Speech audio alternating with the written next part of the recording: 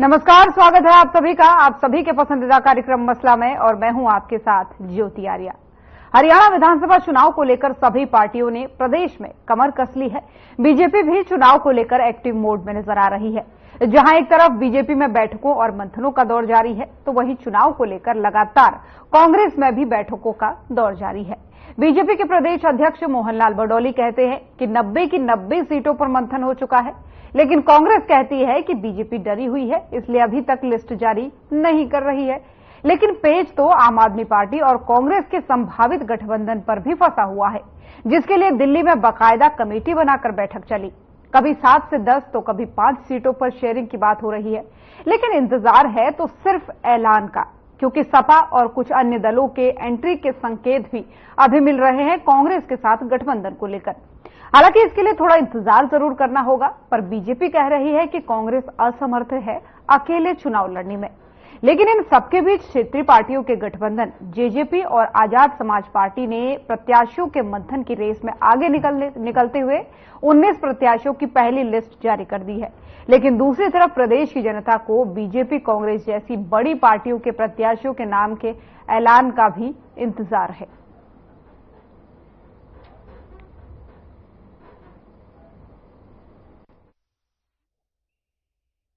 आज 4 तारीख है और 5 तारीख से नामांकन प्रक्रिया शुरू होगी। सभी चीजें हमारे राष्ट्रीय नेतृत्व के ध्यान में है और मुझे लगता है कि कभी भी भारतीय जनता पार्टी की राष्ट्रीय नेतृत्व की आज हो जाए, कल हो जाए, बहुत जल्दी। लोकतंत्र का पर्व है। लोकतंत्र के पर्व में सभी की भागीदारी हो, सबके विचार शामिल हो, सबकी बातें सुनी जाएं। पूरा समय राष्ट्रीय नेतृत्व ने दिया है, इसलिए अनेक ऐसी बैठकें हुई हैं। सभी 90 सीटों पर सभी नामों पर चर्चा हुई है और जैसे ही नाम फाइनल होंगे राष्ट्रीय नेतृत्व उसको घोषणा करेगा और राष्ट्रीय नेतृत्व कांग्रेस पार्टी के नेता इस पर जवाब दे सकते हैं। और भारतीय जनता पार्टी ने सभी खिलाड़ियों का सम्मान किया है, सभी खिलाड़ियों को मान सम्मान दिया है और कौन खिलाड़ी किस राजनीतिक दल में जाता है उस खिलाड़ी की अपनी भावना है। मैं इस शहर का पुराना मिस्त्री हूं। मैं आज आपसे यही कहने आया हूं। मैं इस शहर का पुराना मिस्त्री हूं। पुराने मिस्त्री को ये पता होता है घर के अंदर ये पक्के लगा रखे हैं बने। जिस मिस्त्री ने इनकी तारें लगाई हैं उसी को पता अगर इसमें फ्यूज उड़ गया तो कहां से जोड़ना है। मैं अगर 80 दिन हरियाणा का मुख्यमंत्री रहता, संजय तुम बताइए यहां ऐसा होता क्या? शहर हर कोने में चिंटी लगी होती है। 100-200 करोड़ तो मैं उन्हें दे दूंगा ग्रांट के। जैन साहब 100-200 करोड़ तो मैं चलते चलते एक दिन में दे जाता।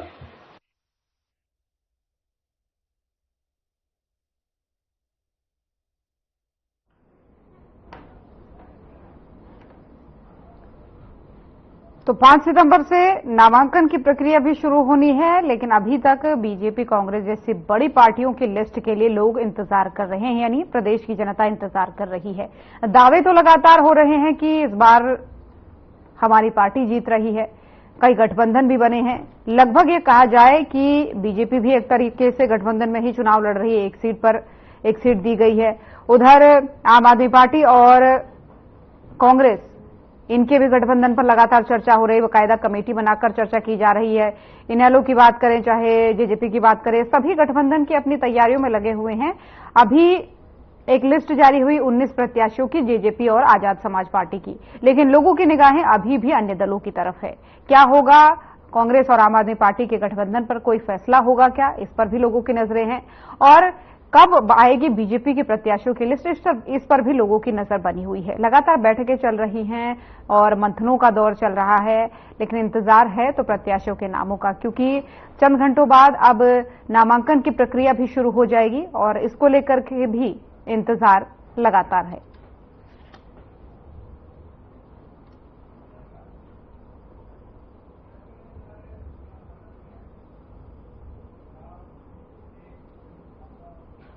और इन्हीं सब तमाम मुद्दों पर चर्चा करेंगे। चर्चा के लिए मेहमानों का पैनल हमारे साथ जुड़ चुका है। सबसे पहले परिचय उनका आपसे करवा देती हूं। वैशाली तोमर जी बतौर भाजपा प्रवक्ता हमारे साथ जुड़ चुकी हैं। अभिता द्विजा जी प्रवक्ता आम आदमी पार्टी हमारे साथ जुड़ चुकी है। नीरज गुप्ता जी प्रवक्ता कांग्रेस हमारे साथ जुड़ चुके हैं। आप सभी मेहमानों का बहुत बहुत स्वागत है। पहला सवाल वैशाली जी आपसे लेना चाहूंगी। प्रत्याशियों के लिए लोग इंतजार कर रहे हैं, नामांकन की प्रक्रिया कुछ ही घंटों बाद शुरू हो जाएगी, तो क्या कहें, लोग कब तक इंतजार करेंगे, क्या संभावना है? जी नमस्कार ज्योति जी, मेरे साथ सहयोगी नीरज गुप्ता जी को और अभिता जी को भी सादर नमस्कार। साथ ही साथ मेरे दर्शकों को बहुत बहुत धन्यवाद और नमस्कार, जो बेसब्री से इंतजार कर रहे हैं जनता और कैंडिडेट के नाम के अनाउंस होने के लिए जो बेसब्री से खुशी मनाना चाहते हैं, वो कुछ ही समय में आपके सामने होगी, जाहिर सी बात है। सबसे पहले आप ही को पता चलना है। और लेकिन उसके साथ साथ मैं ये भी कहूंगी कि बीजेपी में प्रत्येक कार्यकर्ता प्रत्येक पल चुनावी मूड में रहता है और जितना जनता के लिए 10 वर्षों में काम किया है कि भाजपा क्यों आनी जरूरी है, उसके हिसाब से जो कार्य हुआ है, तो कोई भी कैंडिडेट हो, आपस में ना ही किसी में द्वेष है ना ही भेद है और सब प्रत्येक कार्यकर्ता जो है हमारे यहाँ पर सिर्फ और सिर्फ कमल का फूल है। कोई भी लड़े, कोई भी कैंडिडेट का नाम आए, वो कमल के फूल का ही नाम आएगा, कमल के फूल को ही चुनेंगे लोग। कैंडिडेट मायने जी। लेकिन वैशाली जी, आपको, आपकी पार्टी को ऐसा क्यों लग रहा है कि कांग्रेस असमर्थ है अकेले चुनाव लड़ने में, जब गठबंधन के बिल्कुल वो आप देख ही रहे हैं कि किस तरह से असमर्थ है। लास्ट मोमेंट में उन्हें दिखाई दे रहा है कि वो उनकी जीत की गुंजाइश ही नहीं है, क्योंकि उन्होंने अपने राज में युवाओं का किस तरह से शोषण किया है कि नौकरी के बदले जो मेरिट पे उनको आज नौकरी मिल रही है, सरकारी नौकरी हासिल करने के लिए पढ़ने की बजाय बापू के किले या माँ के गहने बेचने पड़ते थे, आज उनको बिना खर्ची पर्ची की नौकरी मिल रही है। कोई भी काम करवाने के लिए लगातार लाइनों में लगना पड़ता था, चिट्टे कुर्ते वालों की परिक्रमा करनी पड़ती थी, वो आज उनको नहीं करनी पड़ रही है। ऑनलाइन ट्रांसफर की जगह शिक्षकों का ऑनलाइन ट्रांसफर हो रहा है। और पहले देखिए, आप कर्मचारियों को पैसे देने पड़ते थे और चक्कर लगाने पड़ते थे, तो बुजुर्गों की पेंशन उनके सीधे खाते में आ रही है। पहले क्या होता था कि वो लाइन में लगे रहते थे और फिर भी उनको पेंशन नहीं मिलती थी। दलितों पर जो अत्याचार कांग्रेस के राज में हुआ था वो अब समाप्त हो गया और दोबारा से जो कार्यकर्ता है, जो जनता है, वो नहीं चाहती कि उन पर दोबारा से अत्याचार हो। गरीबों पर जो अत्याचार हो रहा था वो नहीं चाहती कि दोबारा से कांग्रेस का राज आए और उन पर अत्याचार हो। किसानों को जो 2-2 रुपए की चेक ये देते थे अपने राज में, और आज किस तरह से बीजेपी के राज में किसानों को चेक मिल रहे हैं, किसानों को सीधा मुआवजा उनकी फसलों का उनके खाते में जा रहा है, तो दोबारा से मेरे को नहीं लगता है हम बीजेपी के जिस तरह से नीतियां, जन कल्याण नीतियां नरेंद्र मोदी जी माननीय प्रधानमंत्री जी की मार्गदर्शन निर्देश अनुसार हमारे माननीय मुख्यमंत्री नायब सैनी जी जिस तरह से जोश और लगन से पूरे जज्बे से जनता की सेवा में लगे हुए हैं, और उन्होंने कहा है कि वो जब तक शपथ नहीं लेंगे जो घोषणाएं उन्होंने करी है वो उनको पूर्ण नहीं कर देंगे। कितनी वैशाली जी, एक सवाल ये भी उठता है कि आपने कहा चलिए ठीक है, आपके नेताओं ने भी कहा कि कांग्रेस असमर्थ है अकेले लड़ने में, लेकिन क्या अगर वो कांग्रेस आम आदमी पार्टी को साथ लेके चलती है तो क्या फिर वो बीजेपी के साथ लड़ने में सामर्थ्यवान हो जाएगी या फिर उसके मुकाबले में खड़ी हो जाएगी? आपने कहावत सुनी होगी कि विनाश काले विपरीत बुद्धि, तो इन्होंने और ये साबित कर दिया है कि जिस तरह से केजरीवाल जी पर भ्रष्टाचार के आरोप लगे हुए थे और केजरीवाल जी की वाइफ आकर यहाँ पर घोषणा करके गई है कि मैं हिसार की बहू, मैं हिसार का बेटा केजरीवाल जी, उससे पहले कभी उनको हरियाणा की याद नहीं आई, हरियाणा में कोई उन्होंने किसी भी तरह के कोई कार्य नहीं करे, और अब लास्ट मोमेंट पे जब चुनाव होता है तब वो आकर हरियाणा का बेटा और हरियाणा की पुत्रवधू आके कहती हैं। तो जनता भी देख रही है कि जिस तरह से चुनाव आते हैं तो चुनावी वादे क्या होते हैं। जिस तरह से आप देख लीजिए, अभी हाल ही का मैं बता देती हूँ कि कांग्रेस ने हिमाचल में कैसे लाइनें लगी हुई है। इन्होंने कहा था कि वो बनते ही, सरकार बनते ही इतने पैसे हर महीने खटाखट आपके खाते में आएंगे। अब लाइनें लगी हुई है, मात्र 2000 रुपए भी खाते में नहीं आ रहे हैं, और इवन जो वहां पर सरकारी लोग हैं वो भी परेशान है। जो खुद नेता है, उनके मुख्यमंत्री जी ने कहा है कि नेता भी अपने 2-2 महीने की, जो इनके मंत्री हैं, विधायक हैं, सांसद हैं, वो भी 2-2 महीने की सैलरी ना दें क्योंकि ये खुद ही बेरोजगार हुए बैठे हैं। तो ये अब देखिए कि क्या ही बातें रहते हैं, किस तरह से बहकाते हैं। और इन्होंने CLU गैंग हरियाणा में किस तरह से बनाया। हरियाणा के मुख्यमंत्री का विश्वास, हरियाणवी एक और पूरा हरियाणा एक। अब की बार आप देखिएगा कि 12 से फिर से बीजेपी की सरकार बनेगी, क्योंकि कांग्रेस की सरकार से जनता बहुत दुखी थी, बहुत परेशान थी, जिस तरह से लूट मचाई हुई थी। तो अब तिबारा यहाँ पर सरकार बीजेपी की ही बनेगी, कांग्रेस कदापि नहीं आने वाली। चलिए ठीक है वैशाली जी, ये तो देखने वाली बात ही होगी। नीरज जी, आवाज पहुंच पा रही है? नीरज जी तक मेरी आवाज पहुंच पा रही है? नहीं पहुंच रही है मैडम, ज्योति जी पहुंच रही है। नीरज जी देखिए, पार्टियों के प्रत्याशियों का इंतजार लोग कर रहे हैं। क्षेत्रीय पार्टियां आगे निकल चुकी हैं, पहली लिस्ट जारी कर दी आज जेजेपी ने आजाद समाज पार्टी के साथ। आपके लिए कब तक का इंतजार करना पड़ेगा? कब तक गठबंधन पर फैसला हो जाएगा? क्योंकि आपका मंथन चल रहा है गठबंधन पर भी। कल से नॉमिनेशन शुरू है, नामांकन है और 12 तारीख आखिरी तारीख है। हमारी लिस्ट कल या परसों में आ जाएगी। जो लिस्ट फाइनल हो चुकी है 66 सीटों की, मुझे उम्मीद है कल शाम तक या परसों सवेरे डिक्लेयर कर देंगे। और बाकी जो सीटें बची हैं उनको मंथन चल रहा है, क्योंकि आम आदमी पार्टी से गठबंधन का भी विचार है, तो उसमें भी 2-3 दिन लग सकते हैं। अब रही मैं बीजेपी प्रवक्ता साथी के जवाब देना चाहूंगा, तो अपने इन्होंने पूरी डिबेट में ये बोला कि मुझे लगता है। मैडम ये जनता है, आपके लगने से कुछ नहीं होता। आपको क्या लगता है क्या नहीं, उस बात को छोड़िए कि कांग्रेस सरकार नहीं आएगी, जनता तय करेगी। आपके लगने से कभी कुछ नहीं होता। आपने इतनी बार से गिनवा दी, हर बात में बोला कि मुझे लगता है ऐसे होगा ऐसे होगा। आपको किंग मेकर नहीं है, भगवान है, जनता भगवान तुल्य है, जनता तय करेगी क्या किया क्या नहीं 10 साल के शासन में। और आप कह रहे हमने किया, 750 किसान को किसने मारा? आपकी सरकार ने। अपनी सरकार में कानून का व्यवस्था हाल देगी मुझे, अपराधी कैसे भाग रहे हैं, फटाफट गोलियां चल रही है खटाखट। आप असमर्थ है अकेले लड़ने में चुनाव, ये बीजेपी की तरफ से कहा जा रहा है। नहीं है, ये गठबंधन की है। अगर हमने कोई गठबंधन में विचार हुआ, मैं 5, 7, 10 सीटें उनको दे रहे हैं, तो हम इंडिया गठबंधन में पहले भी साथ ही रहे हैं। अगर कोई ऐसा विचार निकल के आया तो उसमें क्या बुराई है, इनको क्या कुरे है? हम तो समर्थी हैं। समर्थ तो ये नहीं थे 2009 तक। दूसरी पार्टियों सारे कहते थे जिन सारों को सरकार बनाई, न्यायालय हो जसपा, आज उनकी बुराई करते हैं। और मैं इनको याद करा दूं, ये तीसरी बार शासन दे रहे हैं। शासन तो उनका एक ही बार रहा है 2014 से 19 तक, क्योंकि जब इनकी पूरी सीट आई उसके बाद तो इनका शासन रहा ही नहीं। 40 सीटों पर सिमट गए, नारा दिया था 70 का, और जसपा के साथ सरकार रही थी। और पूरा हरियाणा जानते हैं, सुपर सीएम कहने वाले दुष्यंत चौटाला जी, 9, 10, 12 विभाग, असली विभाग उनके पास थे। आप जिन विभागों में भ्रष्टाचार हुआ, जसपा के प्रवक्ता कहते हैं, वो चाहे खेल को, चाहे कोई शराब घोटाला हो, सहकारिता घोटाला हो, सब वो डिपार्टमेंट बीजेपी के पास से, वो तो मना करते हैं। आज तक इन्होंने कोई प्रतिक्रिया नहीं दी।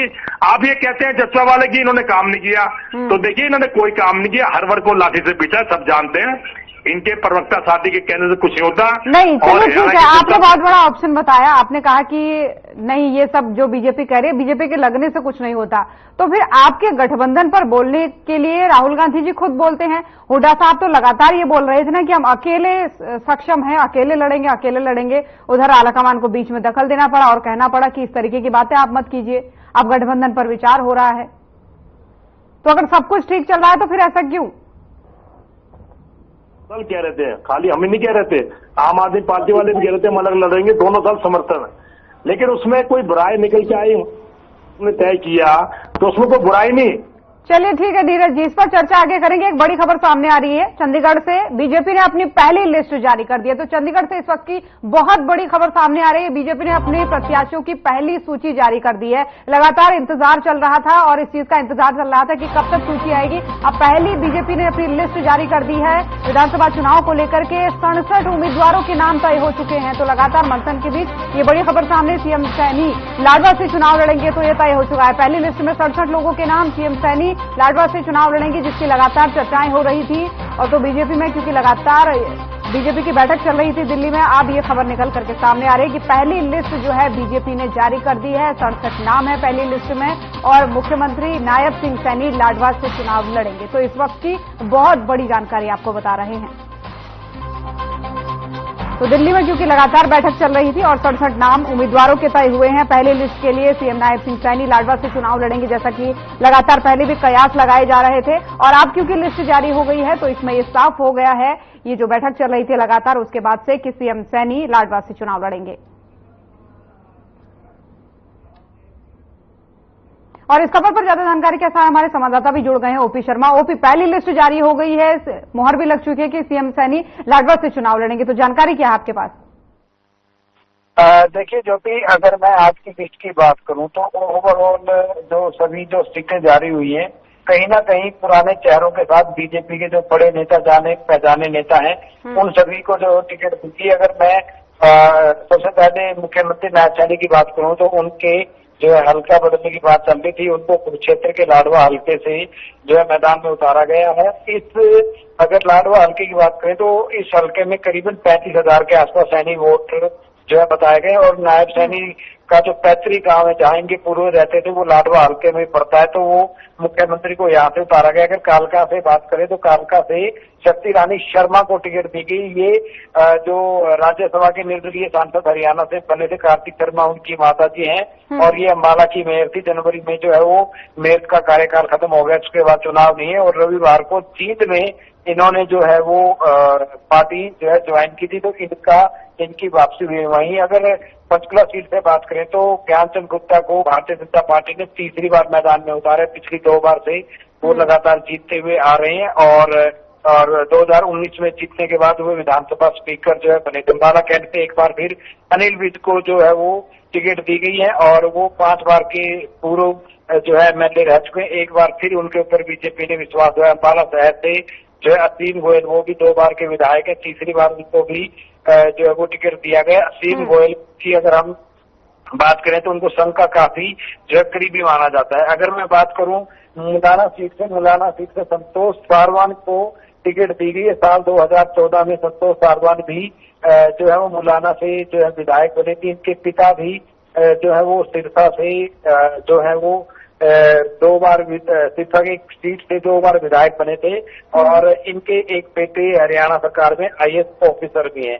अगर सडोरा से बात करें तो बलवंत सिंह की जो है वो टिकट दी गई है। साल 2014 में बलवंत सिंह बीजेपी की टिकट पे जो है सडोरा हल्के से जीते थे और चीफ पार्लियामेंट्री सेक्रेटरी जो है वो बने थे। इसके बाद की अगर हम बात करें तो 2019 में उनका टिकट जो है वो काट दिया गया था, जिसके चलते जो है उन्होंने पार्टी छोड़ दी थी और इनेलो ज्वाइन कर ली थी और इनेलो ने भी बलवंत सिंह को सडोरा से जो है वो प्रत्याशी बना दिया था। तो अब एक बार फिर वो मैदान में है। अगर हम जगाधरी सीट से बात करें तो वर्तमान कृषि मंत्री कंवर पाल गुर्जर को तीसरी बार बीजेपी ने जो है मैदान में उतारा है। साल 2014 और 2019 में भी वो जगाधरी से जो है वो एमएलए बने थे। यमुनानगर सीट पर घनश्याम दास अरोड़ा, ये भी साल 2014 और 2019 में भी जो है वो विधायक बने थे। रादौर से श्याम सिंह राणा, इनकी भी जो है वो घर वापसी हुई है। साल 2014 में ये जो है वो रादौर से विधायक जो है बने थे, लेकिन 2019 में उनको टिकट नहीं दिया गया था। शाहबाद की अगर हम बात करें तो सुभाष कलसाना को जो है टिकट दी गई है और ये टिकट पहली बार दी गई है।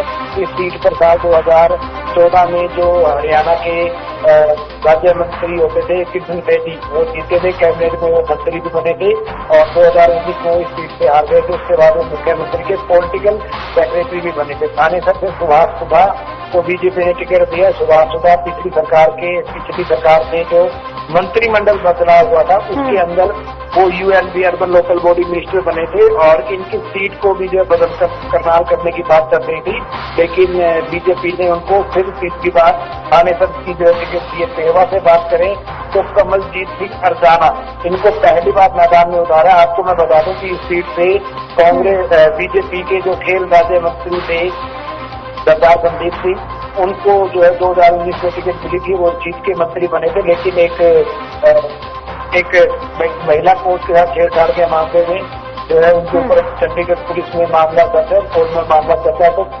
बीजेपी ने कहीं ना कहीं विवादों से बचने के लिए उनको दरकिनार कर दिया है। अगर खुला टीका से बात करें कुलवंत सिंह बाजीगर को दोबारा टिकट दी गई है। पिछली बार कुलवंत सिंह बाजीगर जो थे वो जननायक जनता पार्टी के ईश्वर सिंह से हार गए थे, लेकिन इस बार उनके ऊपर फिर विश्वास जताया। किराए से बात करें तो कमलेश जादा जो साल 2019 में भी जो है किराए से कैथल किराए सीट से जीती थी और महिला चौधरी को तोशाम से टिकट दिया गया है।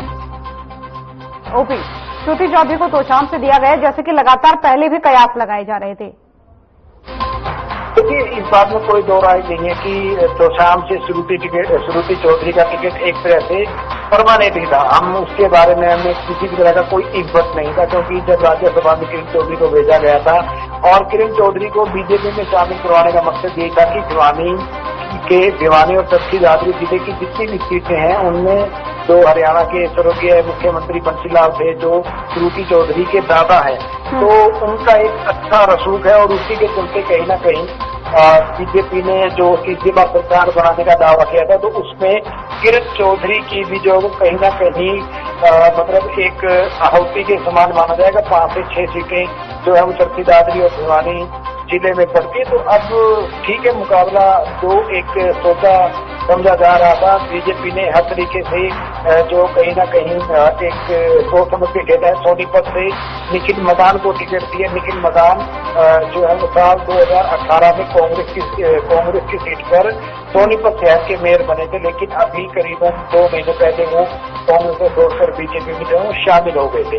तो कह सकते हैं कि बीजेपी ने एक तरह से पूरी तरीके से ज्यादातर विधायकों को दिया। अगर मैं सफीदों की बात करूं तो सफीदों से बीजेपी ने जेजेपी के जो विधायक नारनौल से राम कुमार गौतम जो बने थे, उनको जो है सफीदों से उतारा है।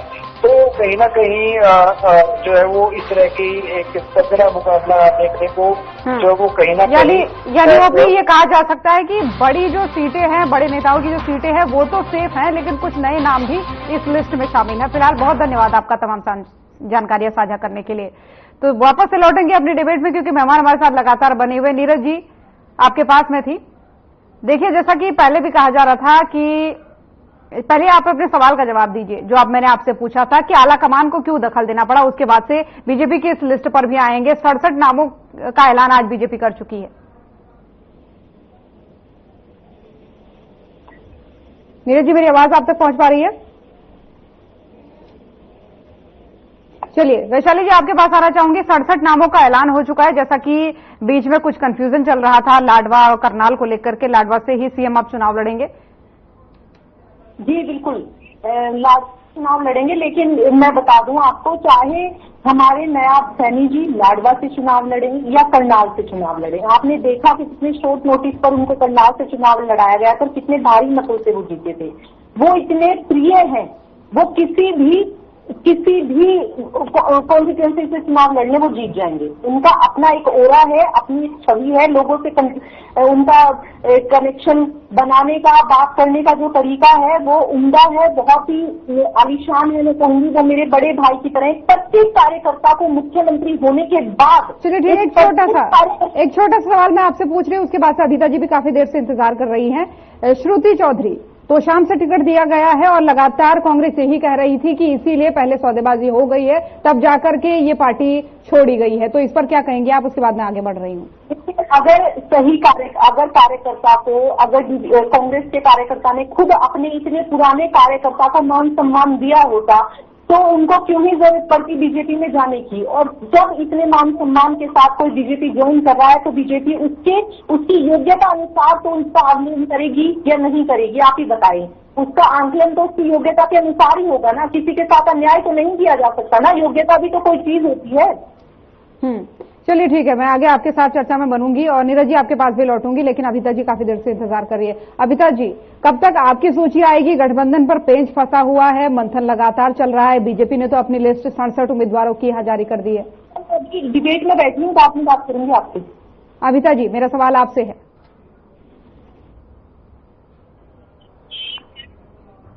ज्यादा इस पर बेहतरीन तरीके से अगर जो उनका फैसला होगा वही हमें मान्य होगा। और रही बात, अब तक हम 90 की 90 सीटों पर सक्षम है लड़ने के लिए।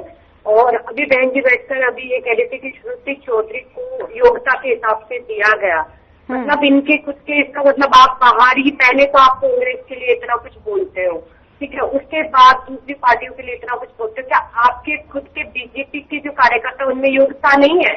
और रही बात, अगर आप इतने शॉर्ट नोटिस पर, जैसे 35 मिनट के अंदर नवीन जिंदल को लोकसभा की टिकट दी गई, अब जैसे किरण चौधरी को राज्यसभा का सांसद बना दिया गया और श्रुति चौधरी को इतने कम समय में तो शाम की टिकट मिल गई, तो इस तरीके से तो आप अपने कार्यकर्ताओं के साथ अन्याय कर रहे हो। आप कह रहे हो आप मतलब जो कांग्रेस से आया है उसके साथ अन्याय नहीं करना चाहते, पर जो आपके पार्टी के अंदर 40 साल से कार्यकर्ता लगा हुआ है उसके साथ आप अन्याय करने के लिए तैयार हो। जम्मू और कश्मीर में भी आप देख चुके हो कि वहां का जो अध्यक्ष है बीजेपी का, रानी जी, उनको टिकट नहीं दी गई। और इस बात पर बवाल हुआ कि वहां के पुराने जो कार्यकर्ता है उनको 40-40 साल से वो लोग बैठे हुए हैं, उनको टिकट नहीं दी गई। आज इतनी सुरक्षित है बीजेपी की टॉप लीडरशिप, स्पेशली हमारे नरेंद्र मोदी जी और अमित शाह कि आज वो आरएसएस को कुछ नहीं मानते। जेपी नड्डा जी ने और सबने इन्होंने, नड्डा साहब ने, सबने इन्होंने ये कहा कि हमें आरएसएस की जरूरत ही नहीं है, इन्हें ना आरएसएस की जरूरत है ना इन्हें बीजेपी की जो पिछले 40 साल से कार्यकर्ता है उनकी जरूरत है। आज ये किसी भी तरीके से सिर्फ सत्ता में बने रहना चाहते हैं। अभी आप देखिए जितनी बार भी मैं ये बिल्कुल आप देखिए किसी भी चैनल को उठा लीजिए, किसी भी प्रवक्ता को उठा लीजिए, इनके रटे रटाए बयान होते हैं हर चीज बिना पढ़ती। हाँ भाई, तुम्हारे खुद के नेता नीट के पेपर बहादुरगढ़ में 6 बच्चे थे, तो उनको पर्चियां देकर आए हो तुम भाई। यहाँ तो पूरे नंबर आ रहे हैं नीट के, आपने डोगी को नहीं छोड़ा। आम परिवारों के लोग हम चुनाव का समय ये सोचते रोजगार मिलेगा, डॉक्टर बनेंगे, हमारे माँ बाप जो चुनाव लड़ रहे हैं। खैर, मैं अविता जी आप सीधे तौर पर यह कहना चाह रही हैं कि बीजेपी के पास क्या योग्य उम्मीदवार नहीं है जो औरों को वो टिकट दे रही है दूसरी पार्टी से आई, ये सवाल आप उठा रही है। खैर, मैं इस पर आगे चर्चा करूंगी, लेकिन यहाँ पर एक छोटे से ब्रेक के लिए रुक रहे हैं, तो एक छोटे से ब्रेक के लिए यहाँ पर रुकेंगे, जल्द हाजिर होंगे।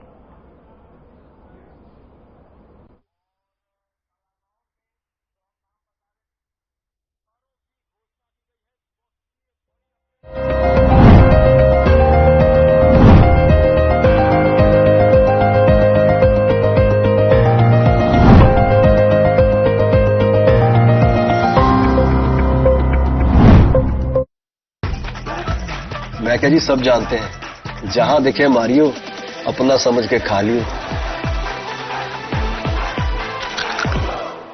स्वाद से सबको दीवाना कर दे, दीवाना कर दे। पता का चाय, गजब का स्वाद। Through constant innovation, the group provides its clients with value-added, environment-friendly products. We are committed to provide quality products and services at optimum cost with the continuous improvement in the quality management system. Producing high-value paper, making us India's largest producer of branded papers, fine papers and packaging broad segments. Focused on customers in all our operations. Hence, extensive investments are made towards people and people practices. KRPL world's leading eco-friendly paper from agro residue. स्वाद से सबको दीवाना कर दे, दीवाना कर दे। पता का चाय, गजब का स्वाद। अधिकांश लोगों की धारणा है कि आयुर्वेदिक इलाज स्लो और लंबा होता है और गंभीर रोगों को हैंडल नहीं कर सकता, लेकिन जीवा आयुर्वेद ने लोगों की सोच को बदल कर रख दिया है। जीवा आयुर्वेद ने 20 लाख से अधिक पेशेंट्स की पर्सनलाइज्ड चिकित्सा की है और 400 से अधिक स्टाफ आपकी सेवा में अवेलेबल है। यदि आपको लगता है कि आपकी बीमारी ठीक नहीं हो रही है तो एक बार जीवा आयुर्वेद में जरूर कॉल करिए। तो अभी तुरंत 70 42 40 40 40 पर कॉल करिए। मुझे लेफ्ट ले। हाँ भाई। सत श्री अकाल जी। दिलजीत, तू जानता ही नहीं? हमारी तो पुरानी फ्रेंडशिप है जी।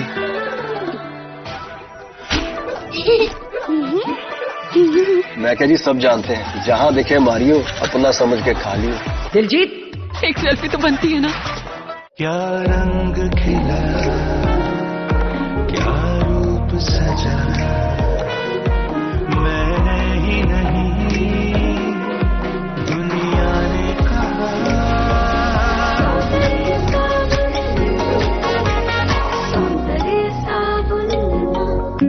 Hey mom, hey, look, I can download a song really fast. I can make dosas faster. Must be joking.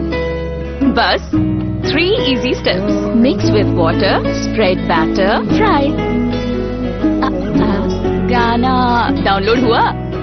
नहीं, पर तब तक मैं इडली बनाती हूँ। हमने बनाया किड्स से।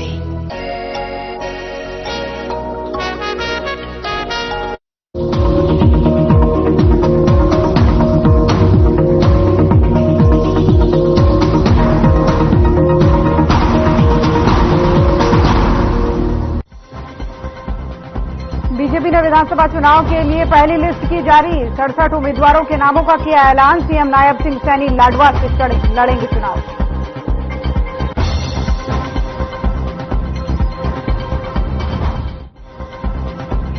जेजेपी और आजाद समाज पार्टी ने गठबंधन में जारी की लिस्ट। जेजेपी ने दुष्यंत समेत 15 उम्मीदवारों के नाम किए जारी। आजाद समाज पार्टी ने 4 प्रत्याशियों का किया ऐलान।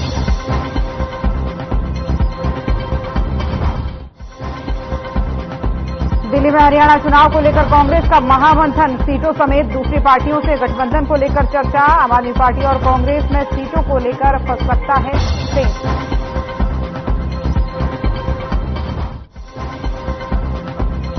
कैथल में रणदीप सुरजेवाला का बड़ा बयान। कहा, मैं कैथल शहर का पुराना मिस्त्री, अगर मैं सीएम होता तो कैथल को 100-200 करोड़ ऐसे ही दे देता।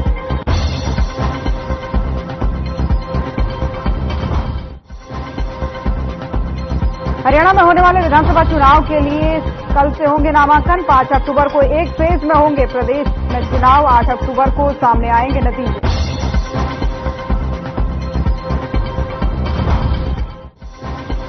विधानसभा चुनाव को लेकर प्रशासन ने कसी कमर। कैथल एसपी ने शरारती तत्वों को दी चेतावनी। चुनाव के मद्देनजर हर एक एक्टिविटी पर रहेगी नजर।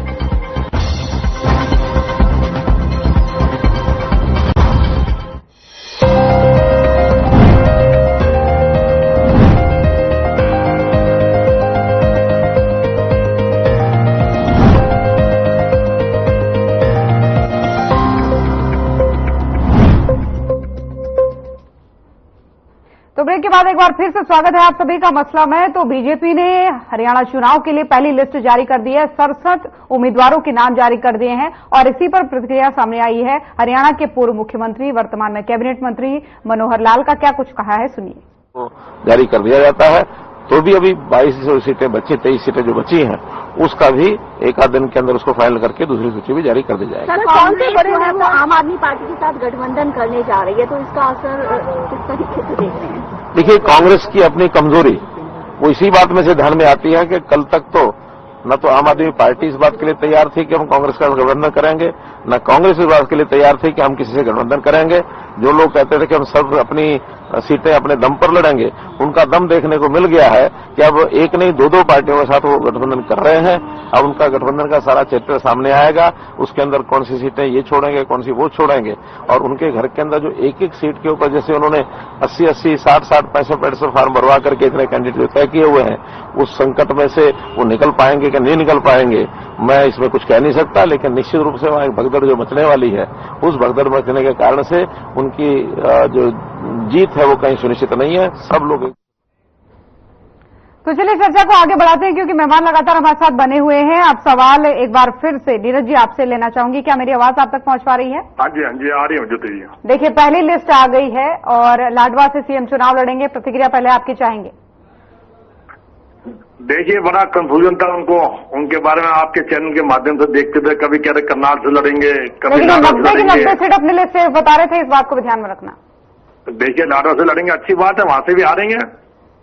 देखिए, मुख्यमंत्री से लेके जितने भी इनके बड़े नेता सब हारेंगे। पहले इनके बीजेपी अध्यक्ष भी हारे बादली से, जो वर्तमान में बीजेपी अध्यक्ष नहीं है। मैं बता दूं, देखिए, जो इनके पूर्व मुख्यमंत्री जी बोल रहे थे कि भी कांग्रेस में भगदड़ मची हुई है। दम निकल क्या कह रहे हैं वो कह रहे हैं कि बड़ा दम भरने वाला उनका दम निकल गया। 2-2 पार्टियों का सहारा लेना पड़ रहा है। दम नहीं निकला, हमारा क्या दम निकला? दम तो उनका निकला हुआ है। उस पार्टी में जब 2014 में जब मुख्यमंत्री बने थे, 2019 में बने थे, तो उन्होंने क्या कहा था कि हम गठबंधन में सरकार नहीं बनाएंगे। जसपा के खिलाफ मैंडेट लिया, जसपा को गाली खोदी, चोर की पार्टी का सब कुछ का, और सरकार बना लेंगे, उससे गठबंधन कर लिया। तब उनकी विचारधारा क्या थी? उनको अपने पहले गिरबान में झांकना चाहिए, फिर बात करनी चाहिए। क्या वो गठबंधन में सरकार नहीं चला रहे? अगर इसका एग्जाम्पल हम देखें, सेंटर में देखने को मिलता है। नीतीश जी क्या कहते थे 2014 से पहले? मोदी जी के बारे में मुझे बताने की जरूरत नहीं, पूरा हिंदुस्तान जानता है। और बाद में क्या हुआ? फिर उनके बाद में जब उनका गठबंधन छोड़ दिया उन्होंने तो उन्होंने क्या बोला? जो उनके गृह मंत्री थे कि बीजेपी के दरवाजे उनके लिए हमेशा बंद है। और जब हमारी पार्टी गठबंधन महागठबंधन छोड़ गए, फिर उन्होंने दरवाजे खोल दिए। देखिए, राजनीति संभावनाओं का खेल है। अगर कोई विचार निकल के आए कि हमें आपस में दोनों पार्टियों को गठबंधन लड़ना चाहिए, तो इनको क्या दिक्कत है?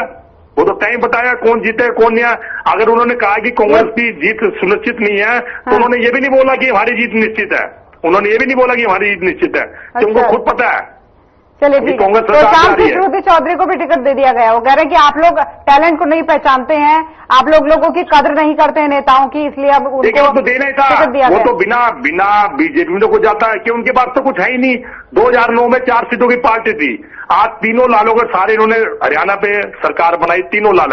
आज बड़े दुर्भाग्य की बात है और 3 लाल इनकी शरण में है। आप देखिए तीनों लालों के बच्चों को तरक्की सबको की है ना टिकट दी है। बीजेपी ने, यही कहना चाह रहे हैं आप? हाँ बिल्कुल, सभी को टिकट दी है। अब मैं इनसे पूछना चाहता हूं, जब दूसरे की हक का हक मार के उनको टिकट दी है, जब वो कांग्रेस से आए हैं, तो इनके 40 साल के कार्यकर्ता या पिछले 5 साल से जो तैयारी कर रहे थे कि हम इस विधानसभा से लड़ेंगे, उनका क्या होगा बताइए ये। तो देखिए कांग्रेस मानव खेल है, कांग्रेस में कोई मायने नहीं रखता कौन कहां से आएगा, मौका देके टिकट दी जाती है, इसमें कोई कहने में मुझे गुरेज नहीं है। कांग्रेस मानव खेल है और कांग्रेस में किसी भी संभावना से इनकार नहीं किया जा सकता। ये बीजेपी से अच्छी तरह कौन जानता है, ये तो मौका परस्त है। अब मैं इसको एग्जाम्पल देता हूं, नवीन जिंदल जी का, उसको दिवाली में 30,000 करोड़ रुपए लेके आऊंगा और उनको अपनी पार्टी में मिला लिया, चुनाव जितवा दिया, भैया 30,000 करोड़ बना दो, कहा 30,000 करोड़ रुपए। चलिए ठीक है, फिर चर्चा करेंगे इस पर। अभी बहुत सारे और भी विषय हैं चर्चा के लिए। वैशाली जी ठीक है, कह रहे हैं कि इसका मतलब आप इस चीज को स्वीकार कर रहे हैं कि आपकी पार्टी में टैलेंट नहीं है, आपकी पार्टी में काबिल नेता नहीं है। आम आदमी पार्टी का भी यही कहना है, इनका भी यही कहना है। और ये कह रहे हैं कि अगर पूर्व मुख्यमंत्री ये कह रहे हैं कि कांग्रेस नहीं जीतेगी, तो वो खुद के बारे में भी नहीं कह रहे हैं। उनको पता है कि वो भी हारने वाले हैं, एक भी नेता नहीं जीतेगा, ये तो ये कह रहे हैं। वैशाली जी, आवाज मेरी पहुंच पा रही है?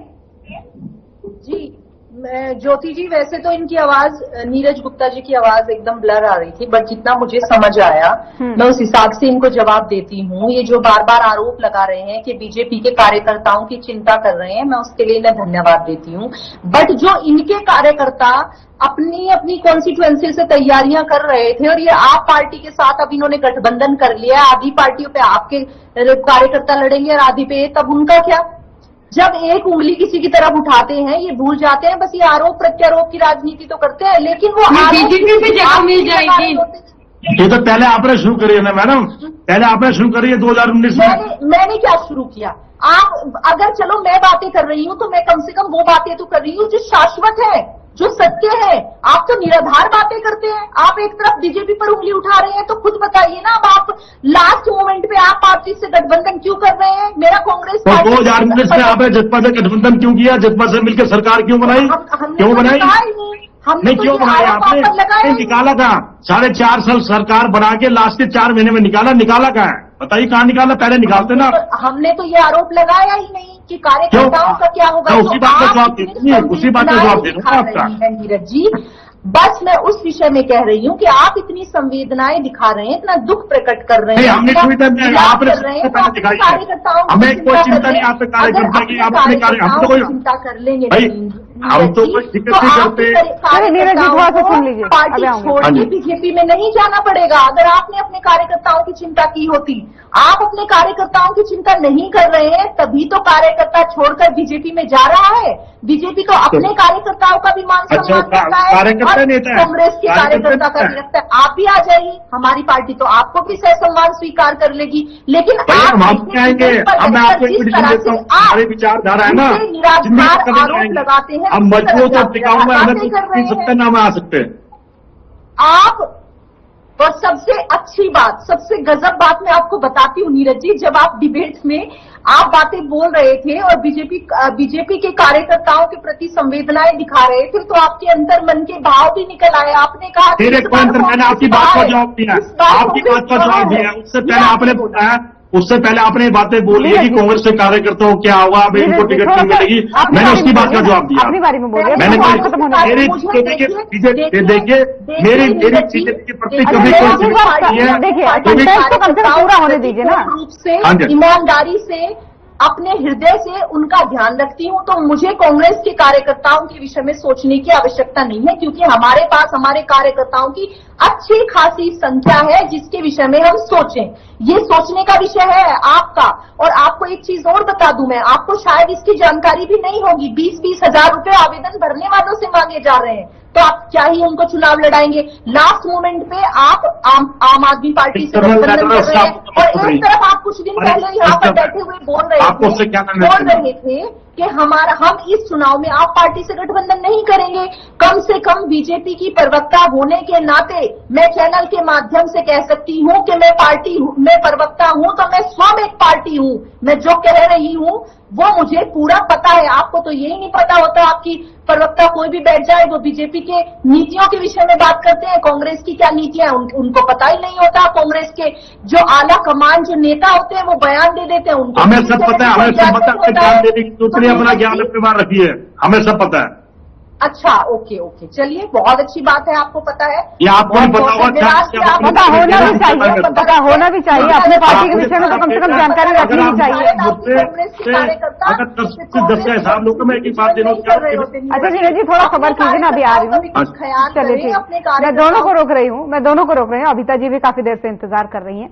चलिए अभिता जी, आपके सवाल का जवाब तो उन्होंने कितना दिया ये आप समझ ही पाएंगी, लेकिन सवाल आपसे ये है कि देखिए हरियाणा में वही भूपेंद्र सिंह हुड्डा कहते हैं कि हम कोई गठबंधन नहीं करेंगे, हम अकेले चुनाव लड़ेंगे, कतई आम आदमी पार्टी के साथ नहीं जाएंगे। और उधर अब इतना बड़ा मंथन होने लगा आप लोगों का, कहीं कहा जा रहा है 7 सीटें मिलेंगी आपको, कहीं कहा जा रहा है 10 सीटें मिलेंगी आपको।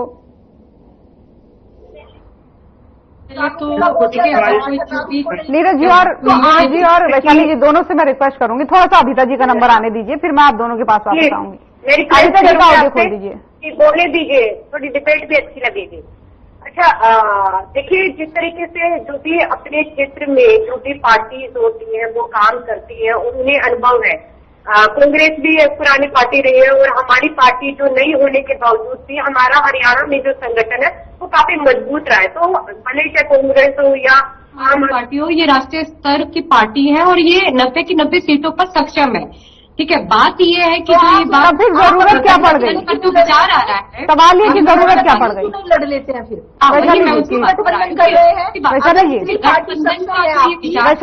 वैशाली जी देखिए, सुनिए, अभी मैं आपकी बात समय बचेगा, मैं आपके पास जरूर आऊंगी। अभिता जी को बोलने दीजिए अभी। नीरज जी, आपसे भी रिक्वेस्ट है, बीच में मत बोलिएगा।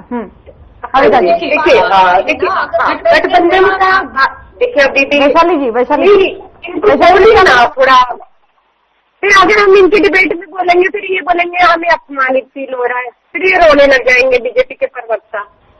चलिए, कोई रोने नहीं आया है, देखिए कोई रोने नहीं, अपनी अपनी पार्टी का पक्ष रखने आए हैं। मैं इस बात को समझ पा रही हूँ कि अभिता जी का नंबर ज्यादा नहीं आ पाया है। वैशाली जी, आपसे रिक्वेस्ट करूंगी, थोड़ी देर में आपके पास आऊंगी मैं, समय बचता है तो एक बार अभिता जी को अपनी बात खत्म करने दीजिए। म्यूट कर दीजिए, तो देखिए म्यूट कर दीजिए, हम थोड़ी तमीज से नहीं, वो ऑन स्क्रीन म्यूट ही है, वो ऑन स्क्रीन म्यूट ही है, शायद आप तक आवाज पहुंच पा रही होगी, आप अपनी बात रखिए। हाँ, देखिए, गठबंधन का जो निर्णय है, देखिए जब इंडिया ब्लॉक भी जो हमारा रहा है उसका एक उद्देश्य रहा है कि संविधान को बचाना और पूरे देश के लोकतंत्र को बचाना। तो उससे ऊपर देखो, हमने लोकसभा के चुनाव में भी, चाहे आम आदमी पार्टी है, कांग्रेस है, जितनी भी और भी पार्टियां, उन्होंने अपने अस्तित्व से भी ऊपर जो है अपने देश को रखा। ठीक है, और वो आप देखेंगे कि जिस तरीके से अभी ये बात चल रही थी कि अरविंद केजरीवाल जी को आप भी जानते हैं कि कैसे जोन में उनको ईडी से जमानत मिलती है, तो कैसे सीबीआई दिमाग पर चोट लगती है कि अभी हमें याद आया और अभी वैशाली जी प्लीज रिक्वेस्ट करेंगे आपसे। वैशाली जी, मेरी आवाज अगर आप तक पहुंच पा रही हो तो प्लीज बात थोड़ा सा उनकी खत्म होने दीजिए। देखिए, बराबर की भागीदार रहेगी तो डिबेट करने में अच्छा लगता है, थोड़ा सा आप सुन लीजिए, उसके बाद मैं आपके पास लौट रही हूँ। लेवल प्लेइंग फील्ड जो है वो किसी को भी नहीं मिल पाया और उसके बावजूद भी आप देखिए कि लोकसभा में जो इंडिया ब्लॉक है उसने कितना अच्छा परफॉर्म किया। यहाँ 240 मिल गई, परफॉर्म किया। ये अपनी बहन जी यहाँ पर बैठ के कह रही थी कि इन्हें हमारे बीजेपी की कार्यकर्ताओं बड़ी संवेदना आ रही है, या आ रही है। देखिए, क्योंकि कांग्रेस अपने प्रत्याशियों का तो रख रही है और बीजेपी के अंदर भी कांग्रेस के प्रत्याशी ही है। तो अभी अगर आप देखें ना, बीजेपी का क्या रुतबा है, वैशाली जी, या तो मेरी आवाज आप तक नहीं पहुंच पा रही है, या तो मेरी आवाज आप तक नहीं पहुंच पा रही है। ट्रेन किया जाता है। देखिए, कोई भी नीति हो, किसी भी तरीके की नीति हो, लेकिन इतना तो समझ में आना चाहिए कि अगर एक आदमी बोल रहा है तो दूसरे को थोड़ा सुन लेना चाहिए। शायद मुझे लगता है मेरी आवाज ही उन तक नहीं पहुंच पा रही। वैशाली जी, मेरी आवाज पहुंच पा रही है आप तक? अगर पहुंच पा रही तो एक बार आप हाँ कहिए, फिर उसके बाद से आगे का इलाज करते हैं। शायद वैशाली जी तक मेरी आवाज नहीं पहुंच पा रही। वैशाली जी को एक बार म्यूट ही कर दीजिए आप। ठीक है, अभिता जी अपनी बात रखिए आप।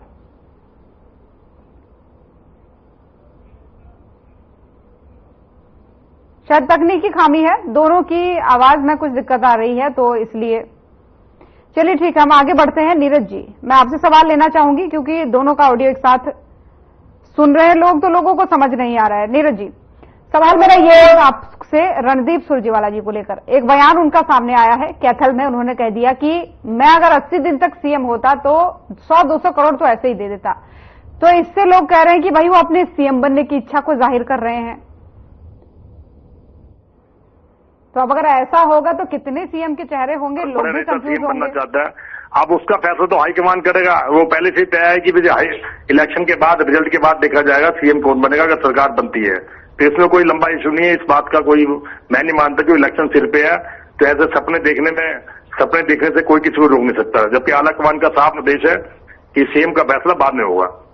देखिए, मैं जो अभी बीजेपी प्रवक्ता साथी बोल रही थी और मुझे इन्वाइट कर रही थी कि भाई मैं बीजेपी में आ जाऊं, ये तो आप दिमाग से निकाल दो। हमारे जो कांग्रेस की विचारधारा है, हम कांग्रेस ही हमेशा कांग्रेस ही रहेंगे। हाँ, आपका कभी बीजेपी से, हरियाणा से कभी खात्मा हो रहा तो आप मेरी पार्टी में जुड़वा देना। मैं इस बात का जुड़ता है कि आपको फिर प्रवक्ता बनवा दूंगा अपनी पार्टी में। तो आप बोलती अच्छा है, अपनी पार्टी का पक्ष अच्छा लगती है, किसी को बोलने देते नहीं, तो बीजेपी में ट्रेनिंग दी जाती है। इसका मतलब हाँ देखिए, वैशाली जी आपको इन्वाइट कर रहे हैं, वैशाली जी को इन्वाइट कर रहे हैं। हाँ जी, तो मैं हिसाब बराबर कर दिया ना मैडम। ये तो क्योंकि ये बोलने देती नहीं है इनको। ये देखो, जो मैं पहले कहता हूँ, ये एनपीजी नॉन परफॉर्मिंग गवर्नेंस सरकार है, इसे नॉन परफॉर्मेंस गवर्नेंस सरकार है। इस सरकार में कभी कुछ नहीं हुआ। इस सरकार में देखो, ये बड़ी झूठ पार्टी है। बीजेपी का मतलब यही है कि यहाँ प्रवक्ता भी झूठ बोलते हैं, कोई ऑन रिकॉर्ड बोलते नहीं। आप मेरे से ऑन रिकॉर्ड बहस करिए ना। आप बताइए 2014 में जब कांग्रेस सरकार गई थी, कर्जा कितना था? चलो आप ये बताइए, हरियाणा में कर्जा कितना था? मान जाऊंगा प्रवक्ता, चलो बताइए।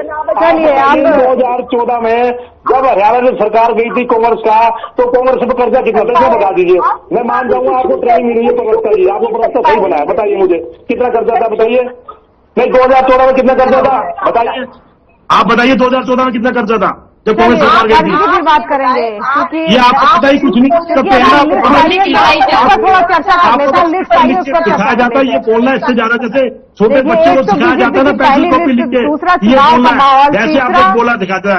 पी का मतलब बीजेपी, जय का मतलब जनता, पी का मतलब पार्टी, ऐसे आपको चीजें सिखाई जाती हैं। ठीक, कैसे चीजें सिखाई जाती है इस पर बाद में चर्चा करेंगे। नीरज जी और वैशाली जी दोनों को रोक रही हूँ मैं। अभिता जी, एक बार फिर से आपके पास आना चाहूंगे। आपसे सही से डिस्कशन हो ही नहीं पा रहा है, बीच में फिर एक दूसरे वो दोनों एक साथ बोलने लगते हैं तो बड़ा कंफ्यूजन सा हो जाता है। चलिए अभिता जी, एक सवाल आपसे फिर से ले लेती हूँ। देखिए, जिस तरीके से कहा जा रहा था कि बीजेपी के द्वारा कि असमर्थ है कांग्रेस अकेले लड़ने में, आपने कहा कि हम पूरी तरीके से मजबूत है। तो क्या लग रहा है कितनी मजबूती से अगर आप लोग साथ आएंगे तो सरकार चला पाएंगे, या फिर साथ में रहेंगे तो ज्यादा अच्छा परिणाम मिलेगा? ये आपको कैसे लग रहा है? क्योंकि बीजेपी वाले तो ये भी कह रहे हैं, या फिर ये भी चर्चाएं आ रही है कि जहां जहां आम आदमी पार्टी, कांग्रेस की सरकार पहले थी तो आम आदमी पार्टी ही बनी उसका कारण, उसकी सरकार हटाने का कारण। तो यहां पर इसीलिए गठबंधन में लिया जा रहा है क्योंकि अकेले अगर लड़ेगी तो हो सकता है कांग्रेस को उसका नुकसान हो जाए। इसलिए राहुल गांधी जी जो है एक साथ लड़ाने की बात कर रहे हैं कि हम साथ मिलकर चुनाव लड़ते हैं।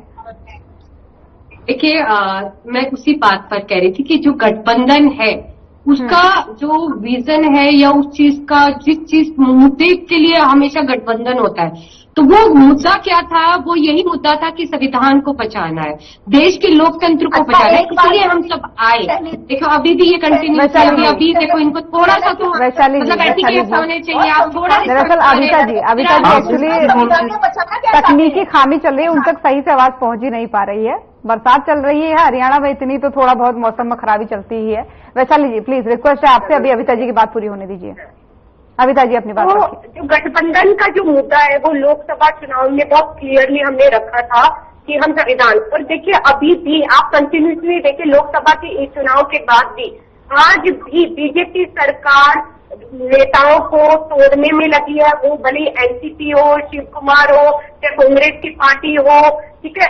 आप इनके पास ना तो इनके सीएम में योग्यता थी, अभी कांग्रेस के जो नेता है उनको आते ही टिकट दे रहे हैं, उनको राज्यसभा का सांसद बना रहे हैं। अगर इनके ही अगर खट्टर साहब जी में योग्यता होती है तो उनको पद से नहीं हटाते। इन्हें अपने नेताओं पर, अपने मुख्यमंत्री पर अपने कार्यकर्ताओं पर भरोसा है ही नहीं बीजेपी को, और ये इनकी बौखलाहट है और इन्हें पता है कि ये हारेंगे। और रही बात गठबंधन की, तो गठबंधन किस चीज के लिए हुआ था? अगर आगे शीर्ष नेता चाहते हैं, अगर उन्हें लगता है कि देखिए बीजेपी को आज सत्ता से बाहर करना बहुत जरूरी है, भले ही आरएसएस के संगी लोग हैं वो भी नहीं चाहते।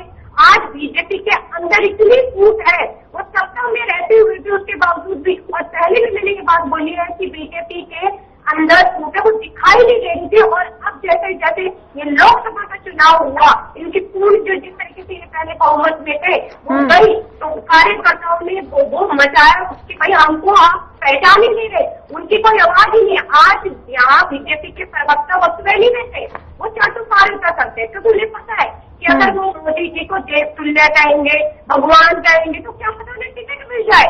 यही कारण है, क्योंकि उन्हें पता कांग्रेस वालों को टिकट मिलेगी, वो भगवान इसलिए बना रहे हैं नया। देखिए आते हैं आप अपनी पार्टी के काम बताइए। ऐसी पार्टी है नायाब जी ने इतना नायाब किया कि नारियल अरे आप करें केजरीवाल चोर है, ये पार्टियों के प्रवक्ताओं की लड़ाई है यहाँ पर।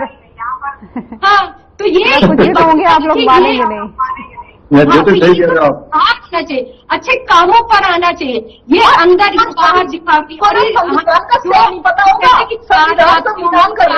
चलिए आपने तो अगर बता ही दिया अपने बारे में भी, बीजेपी के बारे में, एक चीज और बताइए। चंद दिनों पहले की बात है, मैं ही डिबेट ले रही थी, तो आप कह रहे थे, आम आदमी पार्टी के प्रवक्ता कह रहे थे कि हम जो कुरुक्षेत्र से हारे उसका कारण कांग्रेस वाले हैं। देखिए अब आप फिर से गठबंधन की बात कर रहे हैं। चंद दिनों बाद नीरज जी इसका जवाब मैं आपसे लूंगी, क्योंकि आप भी उस डिबेट में थे।